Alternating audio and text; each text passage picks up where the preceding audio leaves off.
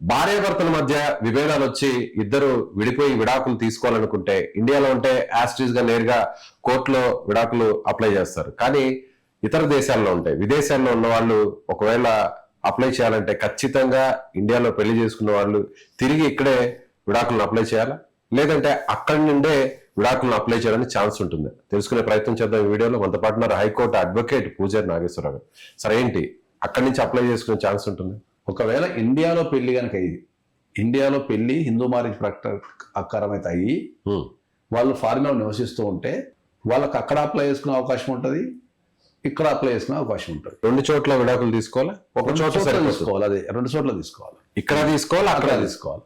ఎందుకంటే ఏంటంటే మీరు ఫారిన్ లో తీసుకునే డిగ్రీ ఉంటుంది కదా, ఆ డిగ్రీని మళ్ళీ ఇక్కడ తెచ్చి మళ్ళీ కోర్టులో వేసుకోవాలి. వేసుకొని నేను ఫారిన్ లో డిగ్రీ తీసుకున్నా, మళ్ళీ దీన్ని అమలుపరచండి అని చెప్పి ఇక్కడ వేసుకోవాలి. మళ్ళీ అదంతా ఒక పెద్ద తత్వం. అంటే వాళ్ళ ప్రెసెన్స్ తోనైనా ఇక్కడ చేయాల్సింది? వాళ్ళు లేకుండా చేయొచ్చు. ఓకే. కానీ మళ్ళీ నువ్వు అక్కడ డైవర్స్ తీసుకున్నావు, మళ్ళీ డిగ్రీ తెచ్చి మళ్ళీ ఇక్కడ కోర్టులో వేసుకోవాల్సిందే కదా. ఓకే, మరి అక్కడ డిగ్రీ తెచ్చి మరి ఇక్కడ కోర్టులో వేసుకొని మళ్ళీ ఈ కోర్టు ప్రక్రియ అంతా చేసే బదులు ఇక్కడ డైవర్స్ తీసుకున్నావు అనుకో, ఈ డిగ్రీ తీసుకుని అక్కడ నార్మల్ ఇచ్చేస్తే వాళ్ళు యాక్సెప్ట్ చేస్తారు. అది ఈజీ అవుతుంది. అది ఈజీగా అక్కడ యాక్సెప్ట్ పర్లేదు. ఇంకా నీకు అంటే మ్యారేజ్ ఇక్కడ చేసుకున్నారు, మ్యారేజ్ ఇక్కడ చేసుకున్నాము, హిందూ మ్యారేజ్ యాక్ట్ ప్రకారం జరిగింది కాబట్టి ఈ గవర్నమెంట్ క్యాన్సిల్ చేసిన మ్యారేజ్ ని అక్కడ చట్టాలు గుర్తిస్తాయి. అక్కడ మ్యారేజ్ చేసుకుంటే అక్కడ మ్యారేజ్ చేసుకుంటే అక్కడ అప్లై చేసుకోవాలి, మళ్ళీ ఇక్కడ అప్లై చేసుకోవడానికి లేదు. ఓకే, అక్కడ మ్యారేజ్ చేసుకుంటే అక్కడ అప్లై చేసుకోవాలి. ఎందుకంటే మ్యారేజ్ సర్టిఫికేట్ అక్కడ తీస్తారు కాబట్టి దాన్ని క్యాన్సిల్ చేసే అధికారం అక్కడే ఉంటుంది. ఇప్పుడు వాళ్ళు కన్ఫ్యూజ్ అవుతుంటారు బాగా, ఏమని అంటే ఇండియాలో అప్లై చేసుకోవాలా, వాళ్ళు ఉన్న ప్లేస్లో అప్లై చేసుకోవాలా అనేది ఎన్ఆర్ఐలు బాగా కన్ఫ్యూజ్ అవుతారు. Being a divorce advocate and advocate కింద నేను ఏం చెప్తున్నా అంటే ఏంటంటే ఖచ్చితంగా సాధ్యమైనంత వరకు అక్కడ మీరు నివసించే ప్రదేశంలో ఏదైతే మీరు ఏ దేశంలో అయితే నివసిస్తున్నారో అక్కడ ఆస్తులకు సంబంధించిన గొడవలు లేకపోతే, సివిల్ మ్యాటర్స్ లేకుండా, భార్యాభర్తల మధ్యలో ఆస్తులకు సంబంధించిన గొడవలు లేకపోతే, క్లైమ్లు లేకపోతే, క్లైమ్లు తక్కువ ఉన్నా ఇండియాలో వేసుకోవడము వాళ్ళకి చాలా సేఫెస్ట్, ఈజియెస్ట్. అంటే ఆస్తులకు సంబంధించిన డిస్ప్యూట్స్ అంటే ఎలాంటివి? ఆస్తులకు సంబంధించిన డిస్ప్యూట్స్ అంటే ఇప్పుడు మనం అమెరికా తీసుకుందామండి. అమెరికా తీసుకుంటే ఏమవుతుంది, పెళ్ళైన తర్వాత భార్యాభర్తలు సంపాదిస్తుంటే ఖర్చులను తీసేసి సేవింగ్స్ సెల్సగా పనిచేస్తారు. కొన్ని సందర్భాలలో పెళ్ళైన తర్వాత భార్య పని చేయటం లేదు, హౌస్ వైఫ్ ఉంటుంది, భర్త పని చేస్తుంటాడు, అప్పుడు కూడా డైవర్స్ అయినప్పుడు ఏంటంటే సమానమే. అక్కడ అంటే వైఫ్ కి పని చేయకున్నా కూడా అక్కడ ఆస్తుల మీద, సంపాదన మీద రైట్ ఉంటుంది. ఒకవేళ ఇదే మనం ఉల్టా చెప్తే అమ్మాయి పని చేస్తుంటది, హస్బెండ్ ఏమైనా ఖాళీ ఉన్నా అనుకో, అమ్మాయి ఇవ్వాల్సి వస్తుంది ఇద్దరికి. సో ఇక్కడ ఏమైంది ప్రాబ్లం ఏమైంది అంటే ఏంటంటే వాళ్ళు ఓవర్ ద పీరియడ్స్ ఉంటారు కదా, ఒక 5, 6, 7 years ఉన్నప్పుడు సేవింగ్స్ అంటే బాగుంటాయి. అలా సేవింగ్స్ లేకపోతే అక్కడ ఈ ఇష్యూనే లేదు. ఓవర్ ద పీరియడ్ ఉన్నప్పుడు వీళ్ళు ఆస్తులు కొనడం కానీ, కంపెనీ షేర్లు రావటం కానీ, ప్రాపర్టీస్ కొనడం కానీ, కంపెనీలలో షేర్లు వీళ్ళకు పెద్ద ఎత్తున అలాట్ చేస్తుంటారు. ఒక కంపెనీకి వీళ్ళు చాలా కాలం పనిచేస్తూ ఉంటే తర్వాత మీరు అన్నట్టు ఈ సేవింగ్స్ కూడా ఉంటుంటాయి కాబట్టి అట్లాంటి విషయాలు ఉంటే అక్కడ ఆలోచించాల్సిన విషయం. అప్పుడు ఇండియాలో వేసుకోవాలా, అక్కడ వేసుకోవాలని ఆలోచించాలా. కానీ ఆస్తులకు సంబంధించి లేకపోతే డబ్బుకు సంబంధించి ఎటువంటి సంబంధం అంటే పెద్ద ఏం లేవు అన్నప్పుడు ఇండియాలో వేసుకోవడం అనేది చాలా తక్కువ.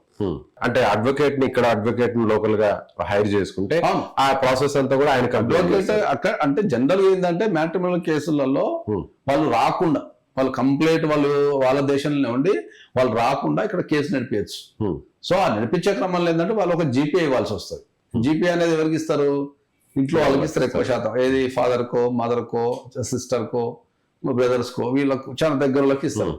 లేదంటే కొన్ని సందర్భాలు అడ్వకేట్ కూడా తీసుకోవచ్చు.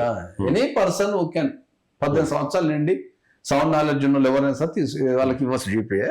కానీ ఫ్యామిలీ కేసులలో అంటే మోస్ట్ ప్రిఫరబుల్ వాళ్ళ ఎవరైతే రిలేటివ్స్ కి వాల్యూ ఉంటుంది. సో ఇప్పుడు విదేశాల్లో ఉండేటువంటి చట్టాలన్నీ కూడా దేశానికి కూడా మారిపోతూ ఉంటాయి. అక్కడ ఉన్నటువంటి కోర్టుల వ్యవస్థలకు సంబంధించినటువంటి రూల్స్ అన్ని కూడా, అంటే అమెరికా కానీ, యూకే కానీ, సింగపూర్ కానీ, ఇలా అన్ని చాలా దేశాల్లో ఉంటారు. గల్ఫ్ కంట్రీస్ లో కానీ చాలా దేశాల్లో ఉంటారు. అంటే పర్టికులర్ గా ఈ దేశానికి మారేటువంటి అవకాశం ఉందా, లేదంటే ప్రతి దేశానికి కూడా విదేశాలన్నిటి కూడా అదే చట్టం వర్తించే అవకాశం ఉంది? లేదు, అంటే దీంట్లో 2 అంశాలు ఉన్నాయి. మ్యాట్రిమోనియల్ ఇష్యూస్ అనేటివి ఏ దేశానికి సంబంధించి ఆ దేశానికే ఉంటాయి. ఇంకా గట్టిగా చెప్పాలంటే ఏంటంటే ఇప్పుడు అమెరికా తీసుకున్నాం అనుకోండి, 50 స్టేట్స్ ఉంటాయి, రాష్ట్రాన్ని బట్టి చట్టం ఉంటుంది. ఒక రాష్ట్రంలో ఒక తిరుగు ఉంటుంది, ఒక రాష్ట్రంలో చైల్డ్ కస్టడీ ఒక తీరు ఉంటుంది, ఒక రాష్ట్రంలో ఆస్తులకు సంబంధించి ఒక తీరు ఉంటుంది, ఒక రాష్ట్రంలో అప్లై చేసుకోవాలంటే ఇన్ని నెలలు ఉండాలి కంపల్సరీ. అట్లా వాళ్ళు రాష్ట్రాల వైజ్ అక్కడ చట్టాలు మ్యాట్రిమోనియల్ ఇష్యూస్ అనేవి అక్కడ స్టేట్ లాస్ అవి, ఫెడరల్ లా కాదు అది. సో ఏ చట్టాలన్నా కూడా నేను చెప్పగలేదు ఏంటంటే, మీకు కనుక ఫైనాన్షియల్ ఆబ్లిగేషన్స్ లేవు మీరు నివసించే దేశంలో అంటే ఖచ్చితంగా మీరు ఇండియాలో మాత్రమే కేసు వేసుకోవాలి. ఇంకోటి ఏంటంటే అందరికి చెప్పేది ఏంటంటే, చాలా మంది ఏమనుకుంటున్నారు ఏంటంటే భారతదేశంలో చట్టాలు అనేటివి చాలా స్లోగా నడుస్తుంటాయి, కోర్టులు పనిచేయవనో లేకపోతే ఏ రకరకాల మాట్లాడుతుంటారు. అట్లా ఏం లేదు. మన దగ్గర కూడా కొద్దిగా స్పీడప్ అయిపోయినాయి, టెక్నాలజీ పెరిగింది, లాలో టెక్నాలజీ కూడా యూజ్ చేస్తున్నారు. ఓకే, కేసు కూడా చాలా ఫాస్ట్ గా జరుగుతున్న సందర్భాలు చాలా ఉన్నాయి. సో అదే విధంగా ఇప్పుడు ఇక్కడ మొదటి పెళ్లికి సంబంధించి భార్యతో విడాకులు ఇవ్వకుండానే లేదా భర్తకు విడాకులు ఇవ్వకుండానే ఇక్కడ రెండో పెళ్లి చేసుకుంటే అది క్రైమ్ గా భావిస్తారు. అలా కాకుండా ఇప్పుడు విదేశాల్లో అక్కడ ఉండి ఇక్కడ పౌరసత్వం ఉండి అక్కడ ఉద్యోగం చేస్తూ అక్కడ రెండో పెళ్లి అక్కడ చేసుకుంటే, సో నేరుగా అక్కడ ఒకవేళ కంప్లైంట్ చేస్తే, అంటే ఫస్ట్ పెళ్లి ఇక్కడ ఇండియాలో చేసుకొని రెండో పెళ్లి అక్కడ వాళ్ళని లోకల్ గా ఉన్న వాళ్ళని చేసుకుంటే ఫాస్ట్ గా ఇమీడియట్ గా రెస్పాండ్ అవుతారా? ఎవరు? అక్కడ ఉన్నటువంటి చట్టాలు కానీ అక్కడ ఉన్న పోలీస్ స్టేషన్స్ కానీ కోర్టులు కానీ ఫాస్ట్ గా అంటే ఇప్పుడు ఒక రెండో పెళ్లి చేసుకోవడం వల్ల ఫాస్ట్ గా ఇమీడియట్ గా వాళ్ళు రెస్పాండ్ చేసేది ఉంటది. అంటే రెండో పెళ్లి అయిందా లేదా చెక్ చేస్తారు, చెక్ చేసుకోవాలి. అక్కడ పెళ్లిలకు సంబంధించి పెద్ద పట్టించుకోరు అక్కడ. ఎందుకంటే అక్కడ మాక్సిమం నో ఫాల్ డైవర్స్ ఉంటుంది. అంటే డైవర్స్ ప్రాసెస్ అనేది చాలా సరళతరం చేసింది అక్కడ, పెద్ద పట్టించుకోవాల్సినంత అదేముండదు. ఎవరికొరనా ఇచ్చేస్తారు పెద్ద. అక్కడ నీకు ఫారిన్ కంట్రీస్ లో అంటే అమెరికాలో డైవర్స్ అనే ప్రక్రియ అనేది చాలా ఈజీ. ఈ ఆస్తుల పంపకాలే కొద్దిగా కష్టమవుతుంటుంది. ఓకే, నువ్వు ఇంత సంపాదించినావని అంత సంపాదించినావని సరైన డాక్యుమెంట్ ఇవ్వక వీళ్ళు పైసలు ఇండియా పంపించి ఇండియా ఆస్తులు కొని ఇట్లా కొద్ది క్లిష్టతరంగా. కానీ డైవర్స్ ప్రాసెస్ అనేది చాలా ఈజీ. డైవర్స్ ప్రాసెస్ అనేది చాలా ఈజీ. సో కాబట్టి అది ఎందుకు ఈజీ అంటే ఏంటంటే అక్కడ వాళ్ళకి ఈ ప్రాపర్టీ రైట్స్ ఉన్నాయి కాబట్టి, ఒకవేళ ఎవరన్నా భార్యకు భర్తకు డైవర్స్ ఇవ్వాలనుకుంటే ప్రాపర్టీ రైట్ ఉంటుంది కాబట్టి కొద్దిగా భరోసా ఉంటుంది వాళ్ళకి. జనరల్గా చెప్పేది ఏంటంటే, అంటే మొత్తం క్రోడీకరించి జనరల్గా చెప్పేది ఏంటంటే, ఒక భర్త డైవర్స్ చేయాలని ఫిక్స్ అయితే అక్కడ ఆస్తుల సగం మాట ఇచ్చేస్తాను ఫిక్స్ అయితే చాలా ఈజీ. ఓకే, అట్లా. కానీ ఇండియాలో అట్లా సాధ్యం కాదు. ఇండియాలో మీకు ఆస్తులు వేరు డైవర్స్ వేరు అని చెప్తారు.